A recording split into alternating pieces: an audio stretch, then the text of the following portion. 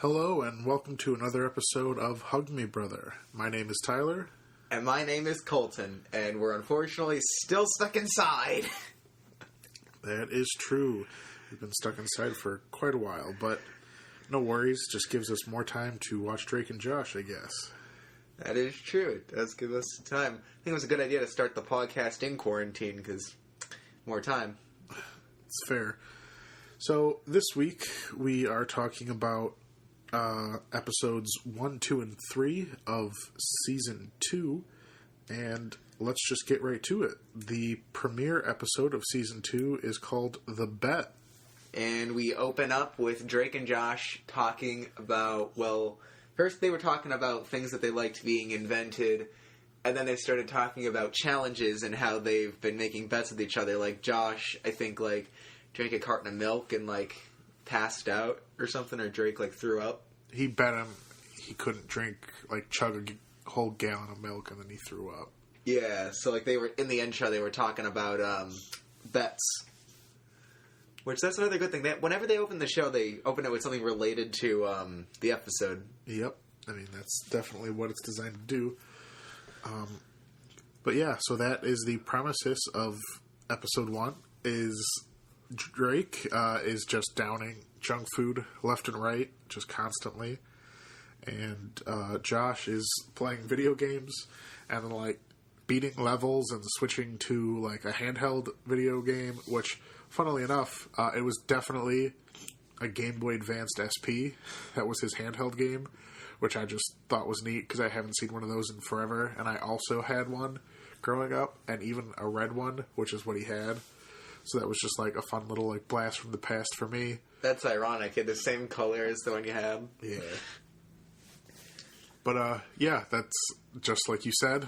They loop it back around. They end up getting into an argument, and so when they get in the argument, Megan, the mom, the way this thing starts is Audrey tells them to walk Megan home, and they both think that the other is going to go get her, and Megan comes in, and there's just this really funny thing of her just walking in, shaking water, and she's just hello. Yeah. And just shaking water, and then Audrey sees her, and they get in an argument. He's like, I bet you can't give up junk food. He's like, I bet you can't give up video games. And they bet that whoever caves will have to dye their hair pink. Exactly. And then, I mean, this is actually just one of my favorite episodes. Of all the stuff we watched in Season 1, it was fun to go back and rewatch it. But this was cool in the sense that this is the first episode, where we watched it, and as we were watching it, I was like, oh, I remember this. This episode was, I don't know, just on a lot, or they reran it a lot, but this was an episode that I actually remembered. And it was really fun, because I think it's one of the better episodes. There was lots of things that I kind of talked about in episode 2 that did come to fruition. Season 2, the set, the bedroom is finally changed. Josh has a bed in, the normal spot, instead of it being just, a drum set over in that, area. Oh, yeah. They changed the way, the couches and TV are set up, so where Drake and Josh hang out. And so it was definitely, as I was watching it, it was becoming the show that I remember.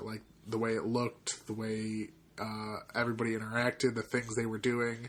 I was now we're getting to the point in the show where now they've got some catchphrases established, some styles of comedy. Yeah, Megan calls them boobs for the first time. Yeah, lots of stuff like that. It was... So that was a lot of fun. I really, really, really enjoyed it. I think it's fun to keep track of the one-offs, when a catchphrase is running for the first time. Oh, this is the episode where they first introduced that phrase. Yeah. That was fun. And there were a lot of funny moments. There was the moment when Josh, was, going crazy over video games. So he starts, playing with, the appliances in the kitchen. Yeah, just pressing, the microwave to hear, beep noises. Yeah. And you had Drake in the classroom, and Josh is in the classroom, and he imagines a princess from a video game. Oh yeah, he has his weird daydream. And then the teacher's trying to get his attention. He's just yes, princess. Right. That's like the super version of like when you're a really little kid and like sometimes people in class will accidentally call the teacher mom. That's like next level, calling the teacher princess. I one time called the teacher mom in like, first grade, I think. I mean, I know I did it at one point too. I feel like it just happens. It's the most funny but like awkward thing. Oh yeah, like when you're the one who does it, it's super embarrassing. Like in the moment, even though like it's not a big deal. But I remember just like being like super embarrassed about it. Just like, oh no, I'm such an idiot. I mean, my teachers always were like chill about it because they knew it was like just like oops, slip. And, like, just the rest of the class just laughing at you. Oh, my God. Right. That's so embarrassing. We'll have to do, like, an episode where we, like, just tell stories of some stuff. Because those are fun. Life stories. But, so, then Drake and Josh, like, cave at the same time. Which, I noticed there was, like, a pool filled with, like, chocolate milk. Which, they decorated the room to be, like, Candyland. Yeah, it was a very much, like, they were just riffing on, Charlie and the Chocolate Factory. They were doing that whole thing. Where, like, he's got, like, a top hat and everything's made of candy, and he's just like, come in, eat the sugar, like... Yeah, and Megan's like, you have to make him cave before he does. And I can't believe I'm forgetting this part of the plot, because this will be very relevant later, and that's the game sphere. Yeah, no, this is the episode with the... And, like, that's probably the quote I use the most when making, like, Drake and Josh references or jokes, like, that... It's right here. I didn't realize how early it was in the series. It's spherical joke. Like, that's just so... Like, that's the most classic, like, legendary Drake and Josh line, I feel like. Yeah, and there was in the last episode, you talked about Grammy, and I had mentioned that Grammy gets mentioned later in the show, which Grammy was mentioned, too, when the Game Sphere said it's a present from Grammy. Right. She, again, like, in that weird, like, kind of like schoolyard growing up kind of way, Grammy was weirdly like I have an uncle who works at Nintendo, so he gets me stuff early. Like, everybody had that one kid that, like, told that same line no matter where you were growing up. Oh, except yeah. Turns out Grammy maybe does know somebody and is getting games 3 months early. I'm guessing that in a Game Sphere, it's kind of funny. It's basically just the GameCube, just different shape. Oh, yeah, definitely. They're definitely riffing on that in the same way they riffed on the Charlie and the Chocolate Factory. Like, I think that what makes it fun is, like, they change things just enough where when you watch it, it doesn't feel dated because everything isn't real. But it's also, weirdly, a time capsule at the same time because... what they're joking about was current at the time. But so I think it was really smart choice, like, to change everything just a little bit. So it's like, oh, they clearly don't live in the same universe as we do. It's just a little different. So it was very recognizable at the time you were watching it, so it was modern when it was on. But those small changes also give it that, like, it doesn't feel old watching it now. It gives it kind of this weird sense of, like, timelessness. Yeah, Dan Schneider is some of his ripoffs are funny. Like, do you remember the Pearphone? Not off the top of my head, no, actually. Oh, it was either Drake and Josh or iCarly, and I think it was in both. Where, like, instead of iPhones, they had the Pearphone. Oh, okay, yeah, now I know. Yeah, now I know what you're talking about. I don't know where my head was at with that one. Instead of the iPhones, the Pearphone. It's instead of Apple, the company is Pear. Yeah. I mean, I don't really have a lot to, like, comment on in terms of, like, character motivations and stuff like I have in other episodes. Like, in other episodes I've had, like, opinions on like who was right about something or, like, who was wrong about the central conflict, but this episode's just, like, fun. Like, there's not, like, nobody's mean about anything. Nobody's, like, there's no, like, oh, this person was morally wrong or, like, this person, there's none of that in this episode. It's just all kind of like the comedy of, like, trying to get each other to crack in the bet. And, like, you could argue, oh, like, sabotage is wrong, but, like, they're sabotaging a junk food versus video games contest. Like, it's very, like, just low stakes ultimately. And I think that's also why I love it, is, like, there's no weird thing to get hung up on, like, oh no, like, Josh is being an asshole, or, like, Drake is being selfish. Like, there was none of that. And it was just the two of them hanging out, like, being brothers, and like doing just like brotherly dumb shit, like making dumb bets with each other. Yeah, and like so I really, really like the episode because there's not a lot to like dig into in terms of like psychoanalyzing it, but that's kind of why I loved it. Like, it has the game sphere, it just has so many things that are quintessential legendary Drake and Josh stuff. Like, this was the first time we watched an episode where I was just like, this is great. Like, this is the show I remember through and through. Like, now I didn't realize, and kudos to them. They did 6 episodes and then came out of the gate fucking gunning for season 2, because what a premiere. I really, really did love the episode. I loved it. And there were just a lot of good moments. I mean, also, I guess one thing you can bring up is that the contract, I think Megan made it to screw them over on purpose, because she instead of saying first person to cave, it said whoever. Yeah, no, that was definitely a good like end of the episode like twist joke. Is like they're all just doing little like at home contracts and like that, like what like sneaky wording, like because like I wouldn't have caught, like I didn't even catch that when we were like watching it, like because they read it out loud and I bet you they say it. But it's like, I didn't even think about it. Oh, yeah, whoever caves has to dye their hair pink. And both like, cave. It's so sneaky to not include the word, like, whoever caves first. Yeah, and I just love that. Even though it was kind of dumb, I just love the fact, like, how Josh just reads it and he's like, whoever caves must die, and then just turns the page. Right. That was kind of funny. And then... Although it's also, oddly enough, that was something I thought about, where that joke only works... Sorry. That joke only works if you say it out loud, because dye as in to like dye your hair, if everything in that contract was spelled right, is D-Y-E, not D-I-E. So even if the page ended on the word whoever caves has to die, it would be spelled D-Y-E. Did it show the contract to show how it was spelled? No, because it was just like her holding it, and all we could see was the back of it, which was blank paper. But I had that thought. I was like, that joke only works said out loud, because they're pronounced the same, but they're spelled different. And if you say it out loud, you can't tell what they're saying, like what spelling. Right. So it only works that way. And then one of the really interesting things about this episode, which I can't believe I'm forgetting so much, is the parents did bet on Josh and Drake who would win the bet. Yeah, but I really liked that. I feel like that was the first time the parents were, like, humanized. Like, I guess, well, maybe not, because, like, you have the whole episode with the boss, and Walter's trying to get a promotion and, like, live his own life. Yeah, it's like their screen time isn't, like, as No, they're strong. never, like, heavy, but I thought it was fun to bring them in on this. Like, if your 2 sons are in this, like, huge standoff bet, and, like, they're both not doing their favorite thing to do, obviously you would comment on that. And I just think it's fun that, like, I also liked that each parent bet on not their biological kid. Oh, that was the best part. Walter bet on Drake, and Audrey bet on Josh. They bet on each other's biological child. That's great. And then they had the ending, which everyone ends up dyeing their hair, because Megan points out, you bet on Drake, you bet on Josh. Right, and they both caved.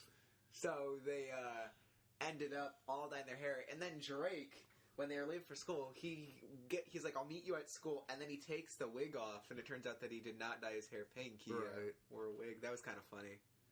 Just like idiots, and just walks out. Oh, I can only imagine if that episode had continued when Drake walks into school and Josh is like, what did you do? Right. Like, how's he hiding it from Josh? They both go to the same school. It's honestly got to be funny, like...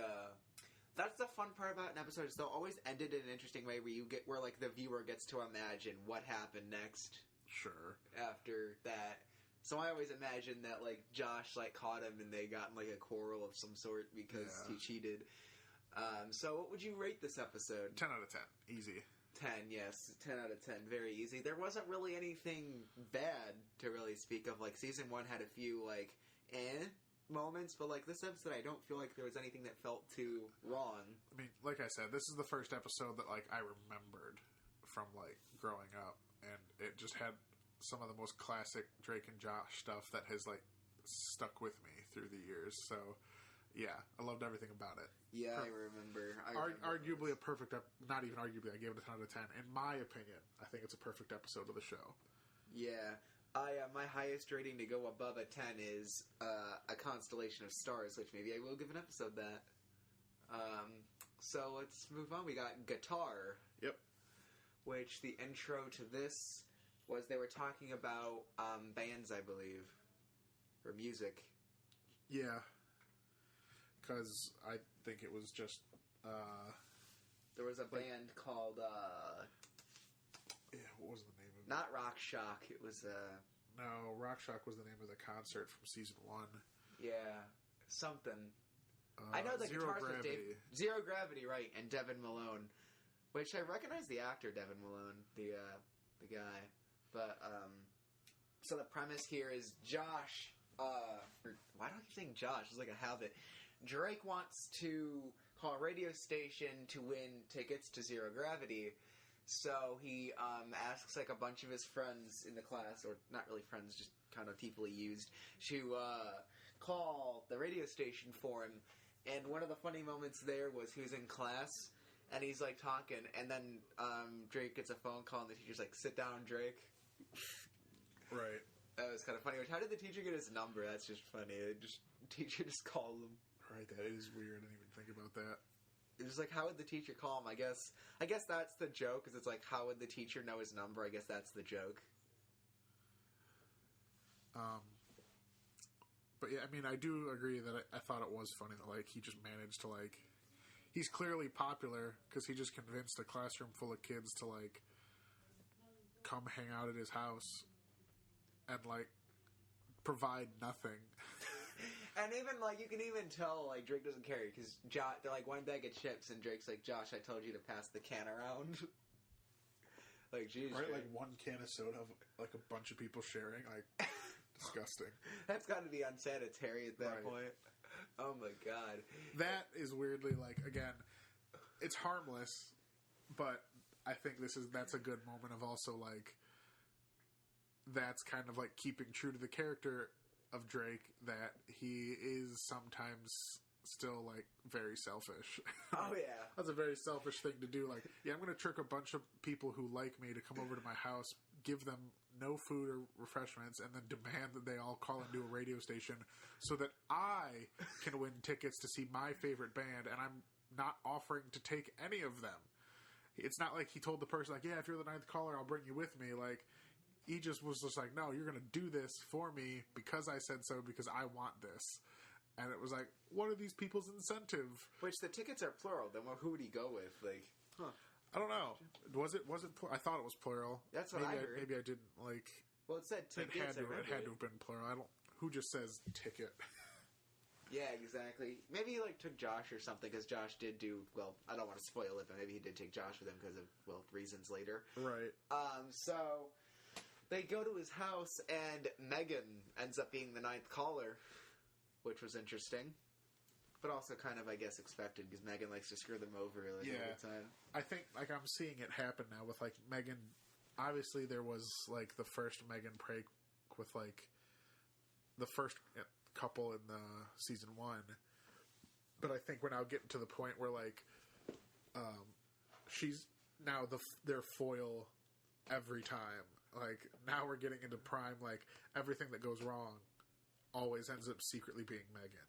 And they figure it out later. Like, now she doesn't just prank them, like, once every, like, few episodes. I feel like now we're getting into the territory of, like, Megan. Because, again, she fools them all in the last episode and gets everybody to dye their hair pink. She manages to be the ninth caller and now, like, blackmail Josh into doing her homework. Drake, yeah. Yeah, Drake. So, like, we're definitely getting into prime. Every episode has, like, a Megan moment. Which, Drake isn't the smartest person. Why would you want Drake to do your homework if you want to pass? Like, That's fair. It's a good point. But also, like, she's got to only be, like, 10, 11. Drake's in high school. I can't imagine that she's doing anything that he couldn't just figure out pretty easily. that's true. But also, I mean, there's been... Maybe in like later seasons, it's proven that Drake is... The one thing that I've noticed is that Drake's character gets dumbed down a bit the later the show goes, which we'll get there, but he kind of dumbs Well, yeah, down. but that's... Again, we can touch on that later on, but that's probably just, like, classic Flanderization of the character, too, so... Yeah, probably. So then, Megan ends up giving him the phone, and he wins the tickets to Zero Gravity, and he wins a guitar, which is the premise of this episode. The guitar bursts into flames when Josh plugs it in. Right. Which I think Megan's line delivery was good. She's just like, wow, that is a special guitar. Right. It was definitely a very, like, good, like... I like that they just went with... I think Drake and Josh does this better than I, like, realized. So now, like, rewatching it, I've noticed it a few times. They're good at, like, what's almost like an anti-joke, where, like, something normally is going to go wrong because the plot demands it. But sometimes the thing that goes wrong just happens. There's no explanation. It's not logical. It's just, and bad thing. Which means, like, there's no setup. And so then the punchline just, like, shows up on its own. And it's this weird anti-joke. Because all he does is, like, plug the guitar into the amp. It just bursts into flames. Like, it almost feels like... This was like the first time we saw Dan Schneider do this joke, which I think he weirdly ended up really liking as well, because that's then a running joke on iCarly years later. Like, that's like the joke they do all the time, is that Spencer just touches things and they burst into flames for no reason, and things that shouldn't start on fire. And like, we watched that joke happen now in Drake and Josh. It's just 4 to 5 years before he was doing iCarly. So I feel like he likes that joke a lot too, and then started working it in later. Like, yep, and something burst into flames. It's just kind of like, well, I guess the point of Drake and Josh is everything that can go wrong will. Yeah, Murphy's Law. Yeah, just everything that can go wrong just will go wrong. And then he decides he needs to get new guitars, so he goes to the shop, and we learn Josh wanted to buy a tanning bed, so he spent $1,200 on a new guitar. I gotta applaud Josh in this part. Is Drake isn't always, like, the nicest to him, but he'll still, like, do nice things for Drake. Like, just buying him a guitar with all of his savings is just a really nice thing to do. Like, I don't think... for sure. I don't think everyone would go, I'm gonna go spend $1,200 because something burst into flames. Like, it's a Josh thing.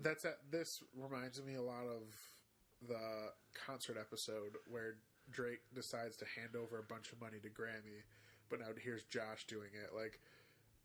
It's very admirable. Like, he's a teenager. He did something.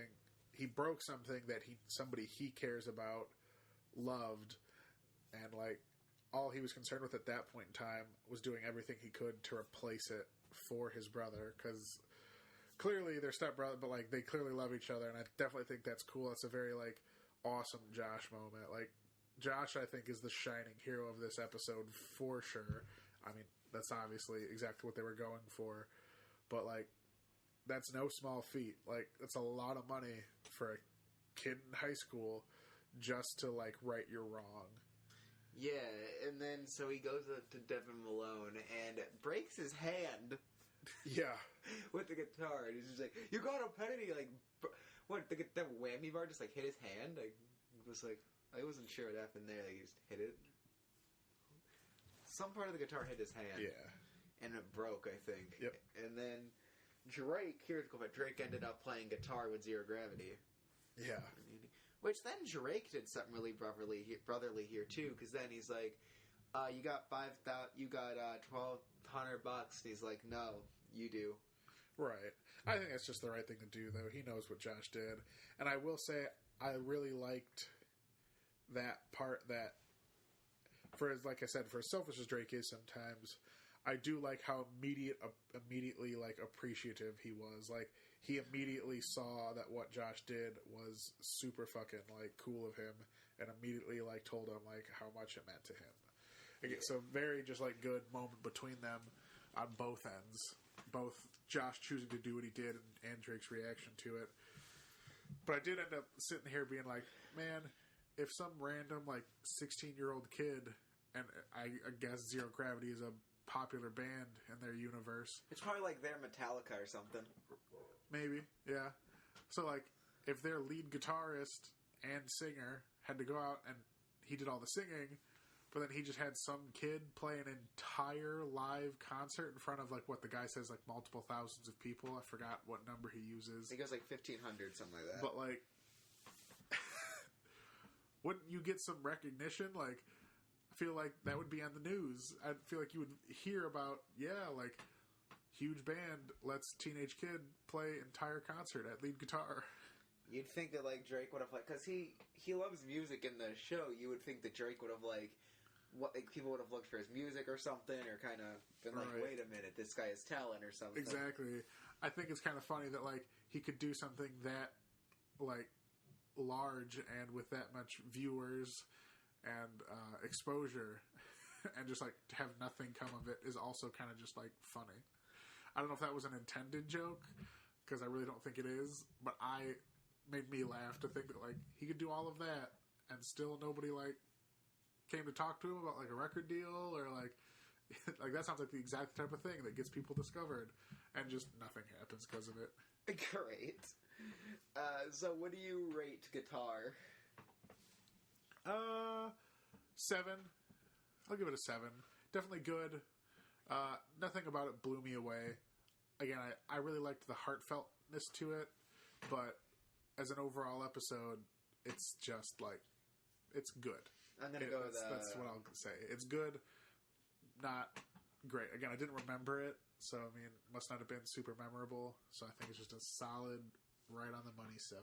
Yeah, I'll go with a 7.5. A close 8, but not quite. Right. In the middle spot. So, do a 7.5. And we've arrived at another classic, Movie Job. Yeah. First showing of the premiere, but we open up with Drake and Josh talking about Josh likes working and Drake just kind of likes being lazy. Yeah. Is kind of the open up of it, and then so I love the way Josh got his job is just hilarious. Like, so Drake just walks up to first appearance of Crazy Steve. Yeah. And also, now I'm actually kind of curious about the plotline, because I just only ever remember him being one of the side characters who worked at the premiere. So the fact that his first appearance is him quitting and walking out, I'm actually excited to see how he gets brought back in, because he doesn't show up for the rest of the episode.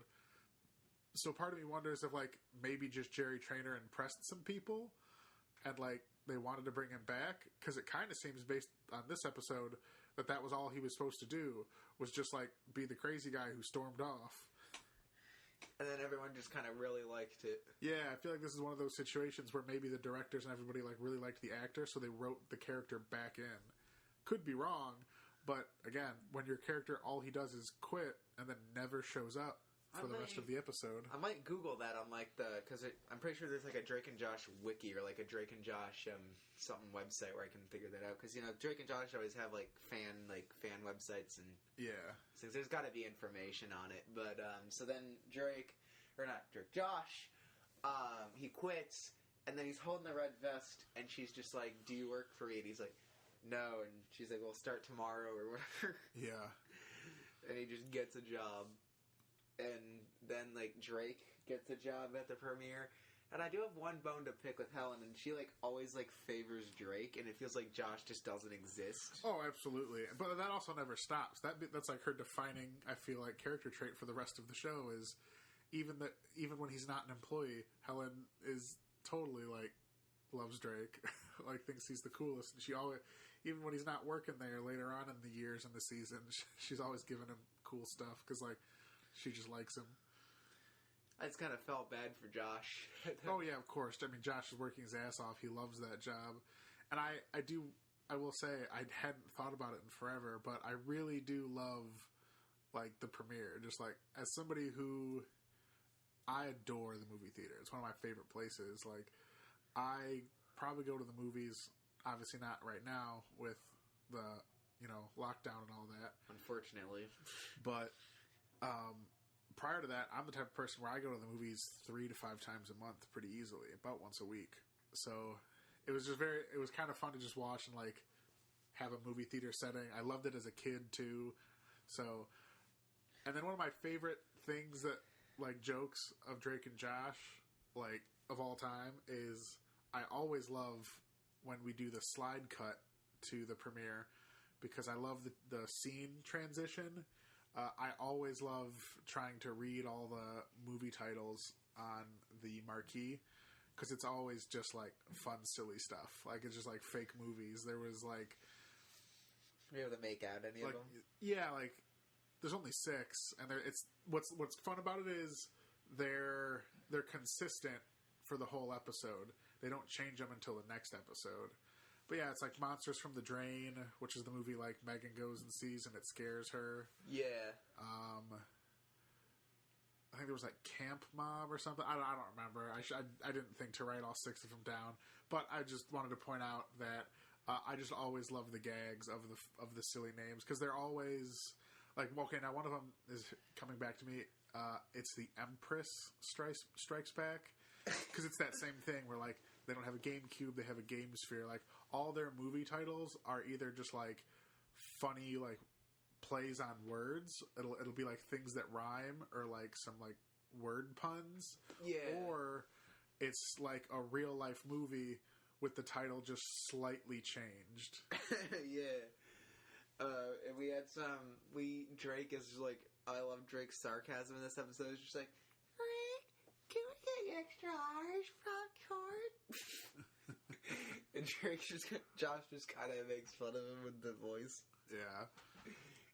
It's just funny. And then you can just see, I just love how like Josh Peck's acting is, because you can really see that he's getting frustrated with Drake, because Drake just keeps on coming to the movie theater asking for like free stuff. Well, yeah, I mean, he's just Josh is working for his money now, and he's just giving it. Drake's just having him give it away to him. Yeah, I just think the way he acts out the frustration is really well. You know, it's just kind of really good acting for sure on his part. Drake Bell and Josh Peck were definitely great actors in this show. They were. I agree. Like, I think it's just their charisma together was definitely very good. Like the way they interact together was they were both individually talented, but they had a good like. They worked well together, which I think is why the show is still remembered and still liked today. It has a lot to do with like them hitting gold with their 2 leads. Which Drake and Josh are talking about a reunion series, which if that ever comes out, we'll have to talk about that. Yeah, of course. Because that's going to be exciting. I've always wondered what that'll be like. I know Drake and Josh, people say they want it to be like the college years, but I don't think that's going to happen. I think they're going to, deal it. Because Drake and Josh aren't really teenagers anymore. They're adults. No, definitely. They're going to want to do a more adult-themed show. And then, what was your favorite part of the episode? Well, I mean, I feel like we'll just even like recap. So there's that. I feel like there's kind of a roller coaster with the characters this episode too, because Josh is pretty consistent, but obviously then Drake decides to get a job too.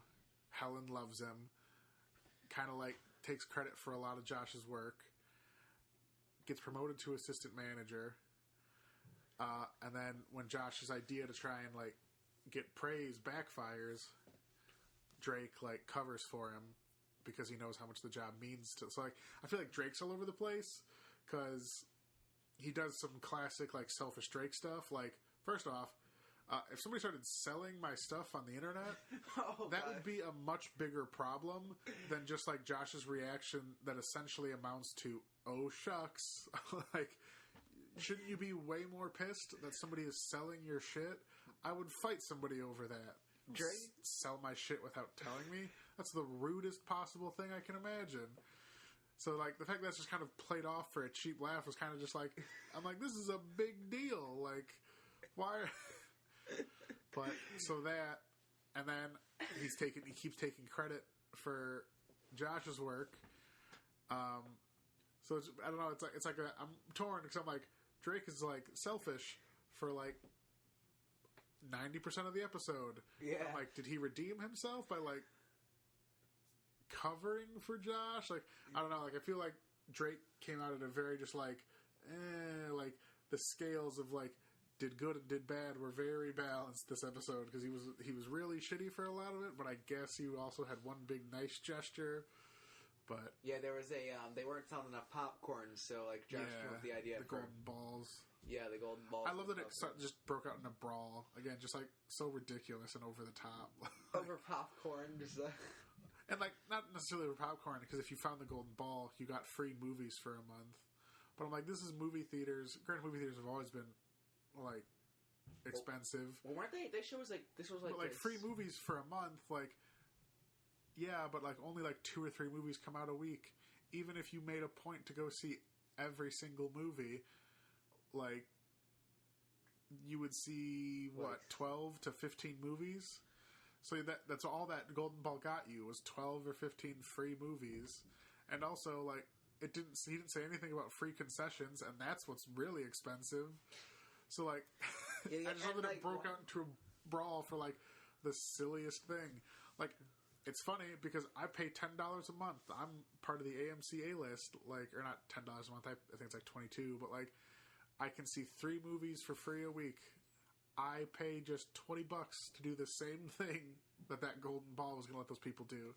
Yeah, but like, and also I guess it was a big deal because like movies were cheaper back then. Wasn't this like 2005? It was like but I mean, movies have always, I feel like, been somewhat expensive in relation to like their times. I feel like if prices and inflation has kept steady, where I mean, I remember being a kid and it was like a common cliche joke to talk about how expensive going to the movies was. How expensive was it when you were a kid? Because for me, it's like it's like what, $10 now. I mean, I don't know for sure. I wasn't paying, but like I just know that was like a joke, even when I was a kid, 15 years ago.